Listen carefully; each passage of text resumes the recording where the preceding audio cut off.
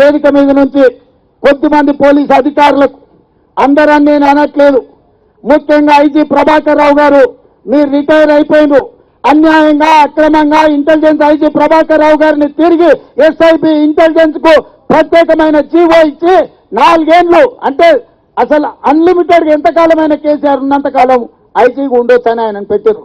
ప్రభాకర్ రావు గారు మీరు గుర్తు పెట్టుకోండి, ఇవాళ మీరు హ్యాకర్స్ తీసుకొచ్చి అన్యాయంగా మా కార్యకర్తల నాయకుల ఫోన్లు ట్యాపింగ్ చేసి ఇవాళ ఎవరు ఎక్కడికి పోతుండ్రో, ఏ కార్యకర్తల నాయకులు ఏ సభలకు సమావేశాలకు పోతుండ్రో వాళ్ళ ఫోన్లు దొంగతనంగా విని వాళ్ళని అరెస్ట్ చేసే కార్యక్రమాన్ని నువ్వు చేస్తున్నావు. నువ్వు అనుకుంటుండొచ్చు కేసీఆర్ ఉన్నాడని, ఎంతకాలం ఉంటాడో కేసీఆర్ నువ్వు గుర్తు పెట్టుకో. ఇక ఉండేది కేసీఆర్ 2 ఏళ్లే. వచ్చే రాజ్యం సోనియమ్మ రాజ్యం, వచ్చే రాజ్యం, వచ్చే రాజ్యం, వచ్చే రాజ్యం, వచ్చే రాజ్యం, వచ్చే రాజ్యం, వచ్చే రాజ్యం కాంగ్రెస్ పార్టీ కార్యకర్తల రాజ్యం. నేను ఇవాళ వేదిక మీద నుంచి చెప్తున్నా, రాబోయే రాజ్యం కాంగ్రెస్ పార్టీ కార్యకర్తల రాజ్యం.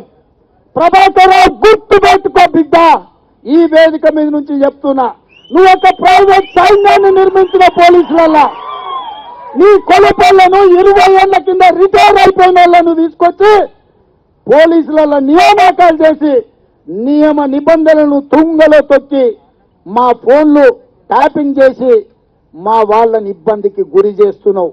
నువ్వు రాసుకో, నువ్వు నౌకని వదిలి ఇంటికి పోయినా నిన్ను ఇంట్లో నుంచి ఇదే పోలీసుల చేత, పోలీసులు ఐపీఎస్లు కాదు హోం గార్డులను నీ ఇంటికి పంపించి నీ చెత్తబట్టి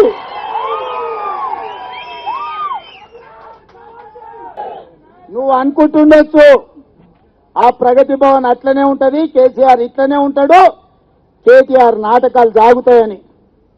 2 ఏళ్లు గుర్తుపెట్టుకో, 730 రోజులు గోడ మీద బొగ్గు తీసుకొని గీతలు గీసుకో, రోజులు లెక్క పెట్టుకో. చదువు రాకపోతే ఒక్కొక్క గీత బొగ్గుతో గీసుకో. 730 రోజుల తర్వాత 1 గంట కూడా నీకు ఉండదు.